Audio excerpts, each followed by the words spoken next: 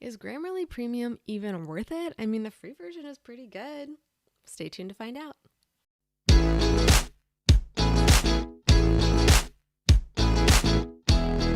Hi, I'm MK Williams. I'm an author and independent publisher.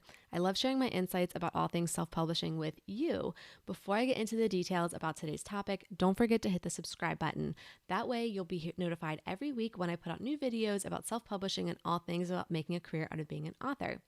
So I've mentioned several times before on this channel that I use Grammarly for my final self edits. So after the book has been reviewed internally by me, reviewed by my editor, gone through everything before I actually format it, I run it through Grammarly one final time for a final check. Everybody who looks at the book during my editing process is a human, and things can get missed, especially starting from the first draft when it's a little messy, all the way to the final one. So I always run it through Grammarly at the end. I like that it provides more than what a standard word processor does for spell check, and I feel like I get better every time I use it. It really does explain why something is incorrect, and then I know more for the next time.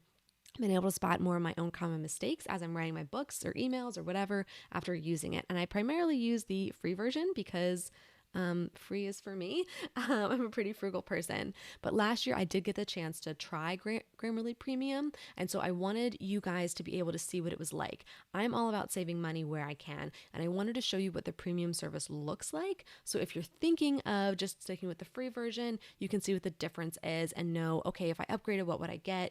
If you're thinking about upgrading, you can kind of see what it looks like before you go and spend any of your money.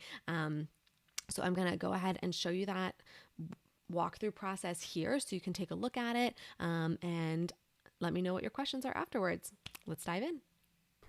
Okay, so this is the blank document that you will see when you pull up Grammarly. Now, the first thing I did when I got my Grammarly account, the very first account I had was for free. So that's important to know that you can still do this even with the free version. But I was able to add this Chrome extension here where I'm able to create a new document. So say I'm just typing along, I can just click on this button and it's going to start a new document for me that looks exactly like the last document that I was on. See?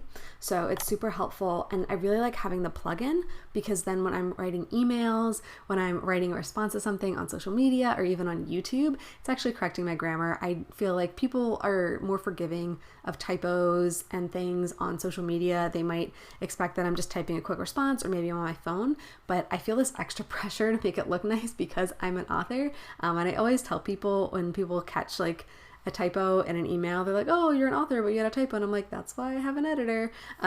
So that's why I now have the Grammarly extension because it catches things for me. So it's super helpful. But just having this up here is super great. Now, I've talked before that my very final step in my self-editing process, so it's gone through developmental edits, it's gone through proofreaders, I've read it aloud. I've had other people read it to check it for me.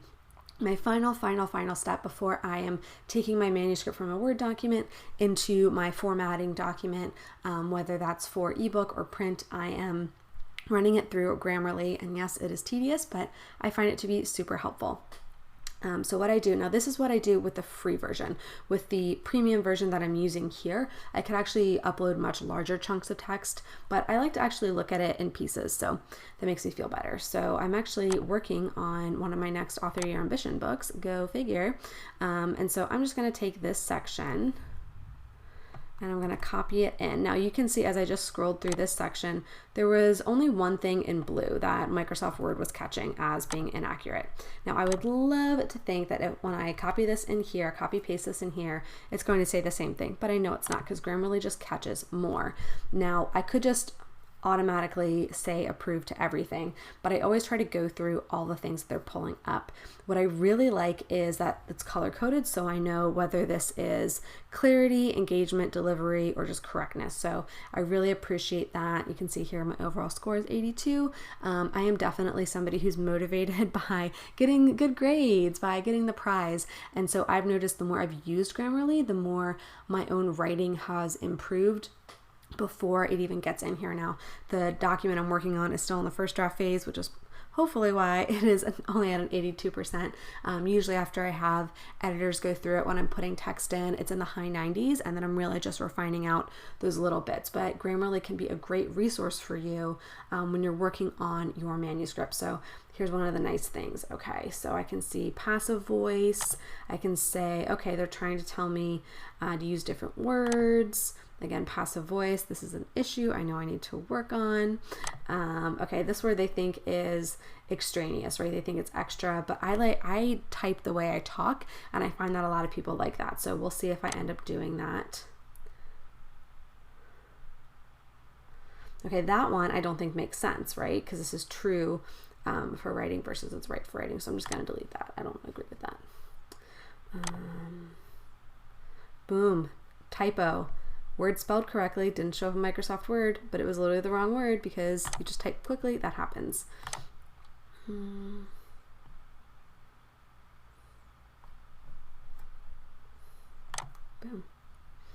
So yeah, this is super helpful where I can just come through here. This is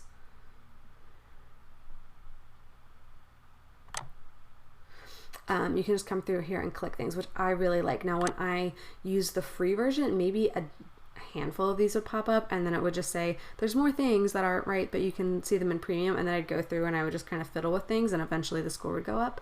But I really like that I can go through here and it tells me why something isn't right. And so that's one of the things I like here, where it's saying, okay, like, you know, this is kind of a weird order. This sounds a little funky. You know, you could reword it this way. Or this one where it's like, oh, you just need to add a comma. As I mentioned before, commas are my downfall.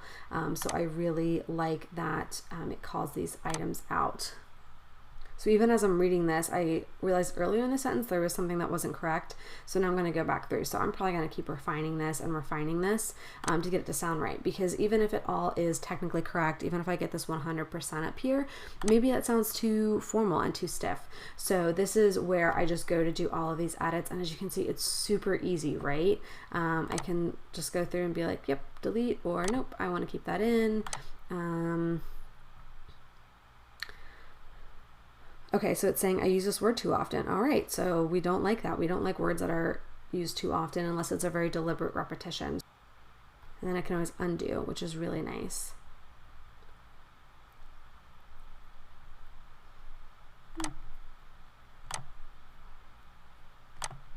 Yeah, so sometimes I see things that they recommend and I'm like, no, that's definitely going to change the meaning of what I'm trying to put there. So it is still an AI system, right? It is still learning. So that's why I say don't ever just accept all, you know, really go through and check everything. But this is super helpful. And I really like the advanced settings in the premium version, whereas before, like I said, I would maybe see 3 or 4 of those items. And as you saw, there were 13 when I started. So I really like that it does that. So yeah, I hope that this can help you as you're working through your documents, whether this is something you're doing for your books, or maybe you also do freelance articles on the side. Maybe you're trying to do your marketing for your book. So maybe you didn't send your marketing blurb over to your proofreader, but you still want to make sure that looks good for your book. So I hope that this can really help you. Okay, so what are your thoughts on Grammarly? Have you used it? Are you sticking with the free version? Are you thinking about upgrading? Definitely let me know in the comments below. I do have a relationship now with Grammarly, so if you would like to upgrade to premium and you want to support this channel, you can click my affiliate link in the description below. If you don't want to, you don't have to. That's totally fine. If you want to use a different editing software, let me know and I can check that out too.